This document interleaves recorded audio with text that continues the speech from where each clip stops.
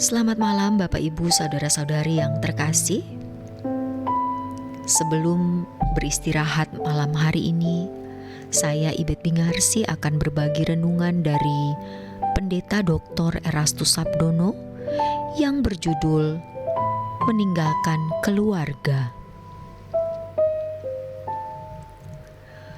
Banyak orang, termasuk orang Kristen, yang semakin konsumeristis.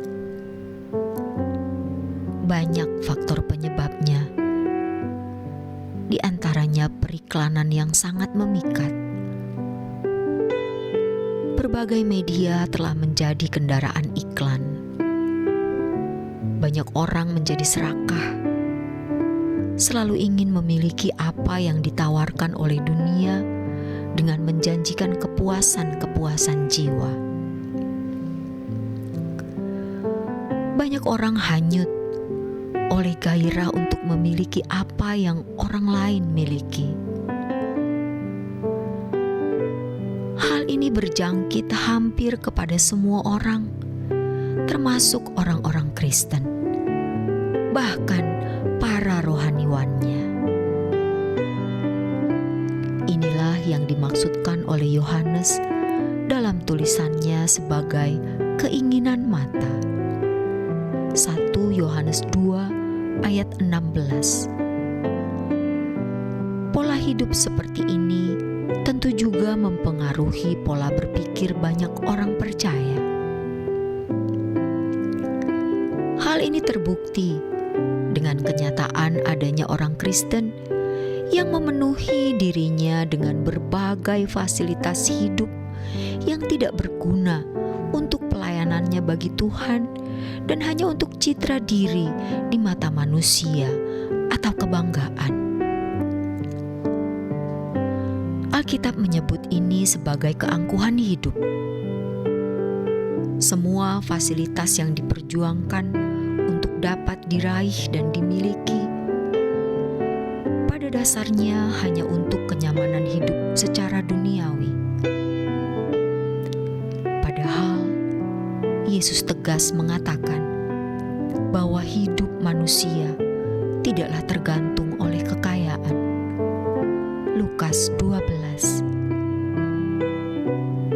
Yesus menyatakan bahwa serigala memiliki liang dan burung mempunyai sarang, tetapi anak manusia tidak mempunyai tempat untuk meletakkan kepalanya. Pernyataan ini menunjukkan bahwa Yesus sendiri tidak menuntut kesenangan atau kenyamanan hidup. Oleh sebab itu, sebagai orang percaya, harus berani menderita seperti yang dialami oleh Yesus. Roma 8 ayat 17. Dengan demikian, bukan berarti hidup orang percaya menjadi tidak nyaman. Kenyamanan hidup bukanlah ditentukan oleh fasilitas materi dunia dan hiburannya, melainkan suasana jiwa. Untuk ini, Yesus menjanjikan damai sejahtera yang melampaui segala akal untuk mengawal hidup kita. Paulus sebagai pengikut Yesus juga memiliki pola pelayanan yang sama dengan tuannya. Dalam kesaksiannya, ia berkata, "Dalam pelayanan itu, aku banyak mencucurkan air mata dan banyak mengalami pencobaan dari pihak orang Yahudi yang mau membunuh aku, bahwa penjara dan sengsara menunggu aku. Tetapi aku tidak menghiraukan nyawaku sedikit pun.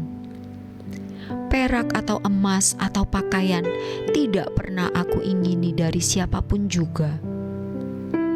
Kamu sendiri tahu bahwa dengan tanganku sendiri aku telah bekerja untuk memenuhi keperluanku dan keperluan kawan-kawan seperjalananku." Pola hidup seperti Paulus inilah yang menjadi standar pelayanan pemimpin rohani sepanjang zaman, yang pada dasarnya mengacu pada pelayanan Yesus Kristus. Sebuah pelayanan yang disertai kerelaan, tidak menikmati kesenangan hidup. Kalau ditinjau dari pola hidup masyarakat pada zamannya, kehidupan Yesus bisa dipandang tidak normal.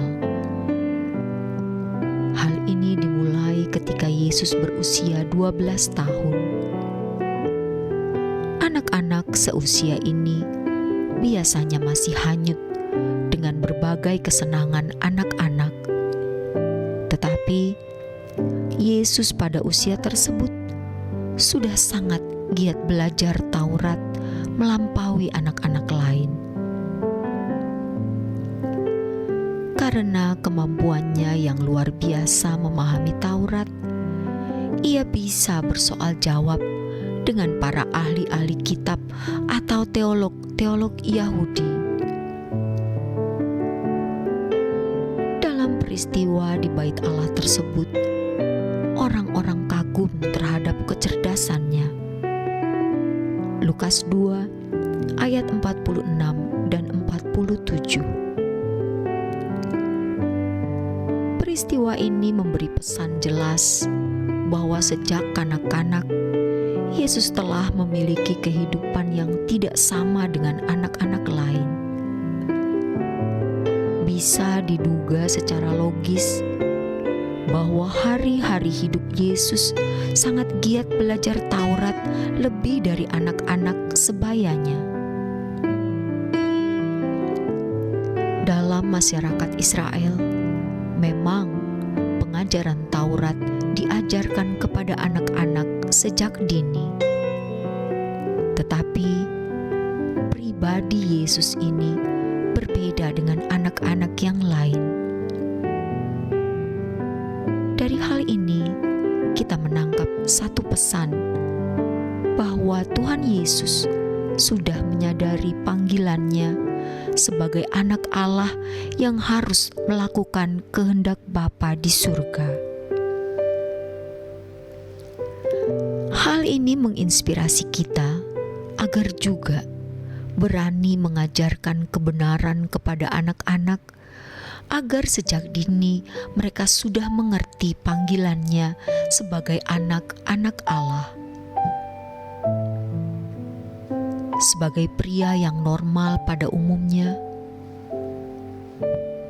usia 30 tahun sudah menikah dan hidup berumah tangga. Biasanya, pria normal seusia ini menikmati hidup bersama keluarga. Tetapi, tidaklah demikian dengan Yesus. Setelah baptisan yang diterimanya di Sungai Yordan oleh Yohanes Pembaptis, Yesus mulai dengan tugas penyelamatan. Yesus memilih murid-murid, dan sejak itu ia mulai memberitakan kerajaan Allah. Yesus meninggalkan keluarga, yaitu Yusuf dan Maria ibunya, serta saudara-saudaranya. Alkitab menginformasikan bahwa ia berjalan keliling untuk mengajar. Matius 4 ayat 23 sampai 35. Hampir tidak ada informasi di dalam Alkitab bahwa Yesus kembali ke kampung halaman, berkumpul kembali dengan keluarganya. Petualangan anak Allah ini berakhir di kayu salib. Di kayu salib, ia hanya bisa menatap ibunya yang tentu memandangnya dengan sedih. Kemudian Yesus menyerahkan tanggung jawab memelihara ibunya kepada murid-muridnya. Yohanes 19 ayat 27. Tragis kelihatannya, tetapi itulah keagungan pribadi yang berjuang untuk kepentingan Bapaknya.